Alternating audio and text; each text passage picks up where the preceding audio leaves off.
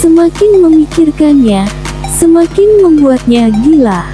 Baiklah, Papa setuju dengan persyaratanmu. Papa akan menunggu orang tua Lisa pulang dari luar kota. Setelah mereka pulang, Papa akan langsung membicarakan pembatalan pernikahan kalian berdua. Karena saat ini, kamu masih berstatus sebagai tunangan, Lisa. Papa berharap setelah kamu pulang dan bertemu dengan Lisa, kamu tidak akan melukai hatinya dan tidak pergi bersama perempuan manapun sebelum pernikahan kalian batal.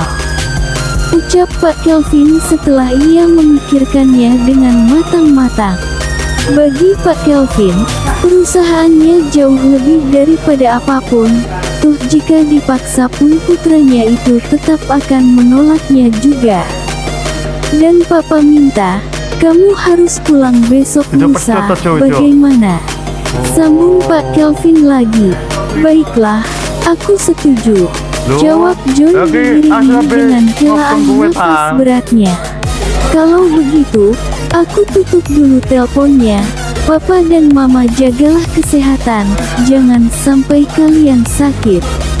Ingat pesan Papa tadi.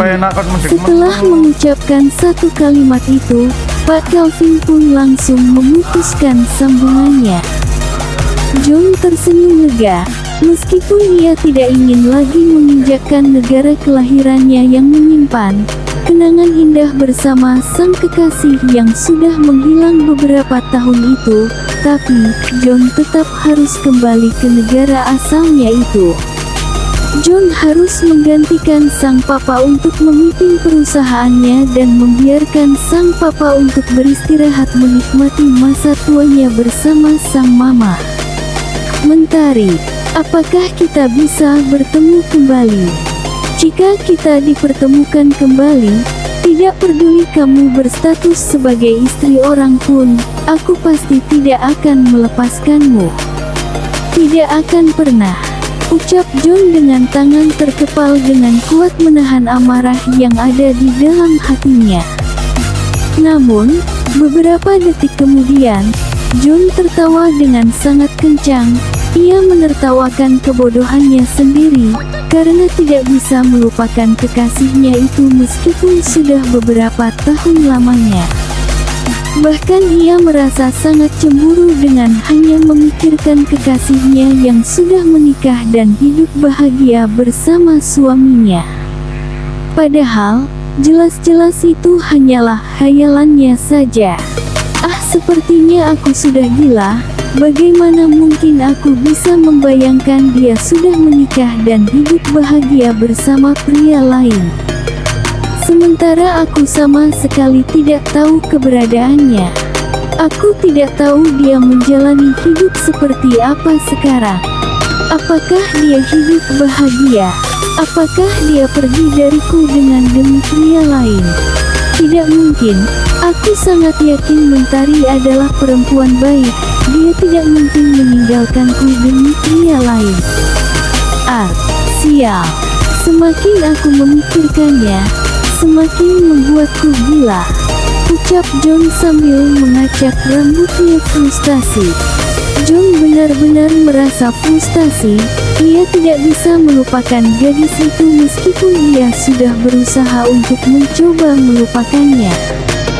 Bahkan rasa cintanya terhadap Mentari masih sama seperti dulu. John perlahan bangkit dari tempat duduknya. Ia mulai melangkahkan kedua kakinya menuju kamar mandi yang berada di dalam kamarnya. John berniat untuk menjernihkan pikirannya yang dipenuhi oleh Mentari, perempuan yang pergi tanpa meninggalkan jejak sedikitpun. *****.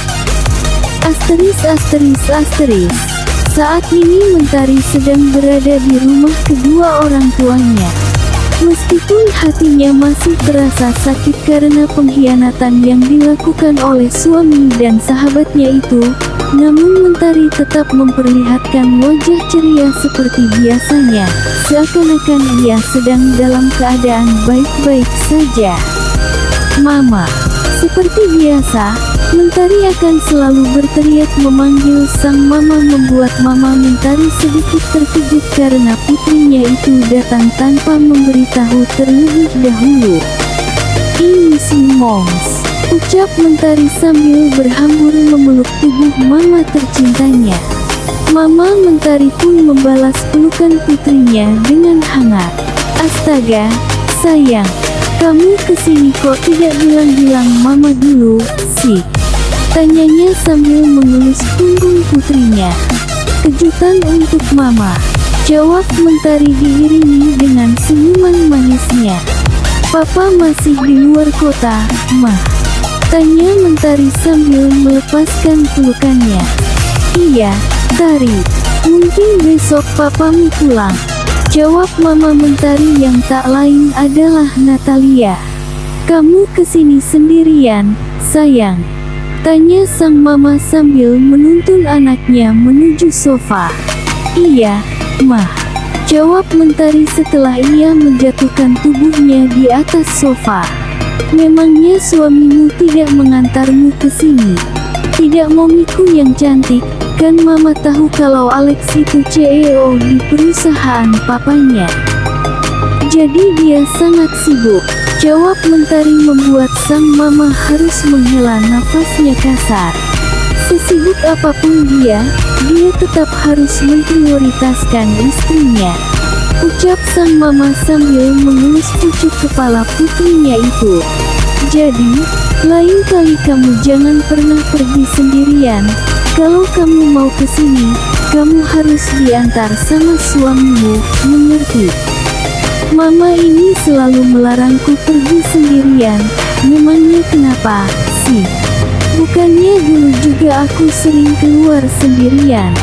Atau mama masih teringat sama kecelakaanku dulu?" tanya Mentari sambil menatap sang mama. "Mama tenang saja, aku pasti bisa jaga diriku sendiri kok. Kecelakaan itu kan memang sudah takdir dari Tuhan. Gak ada yang bisa menolaknya dan gak ada yang tahu. Jadi, mulai sekarang, Mama harus melupakan kejadian itu, ya," ucapnya sambil menggenggam erat tangan sang mama, berharap agar mamanya itu tidak lagi mengingat tentang kecelakaan yang menimpanya beberapa tahun yang lalu. Bersambung.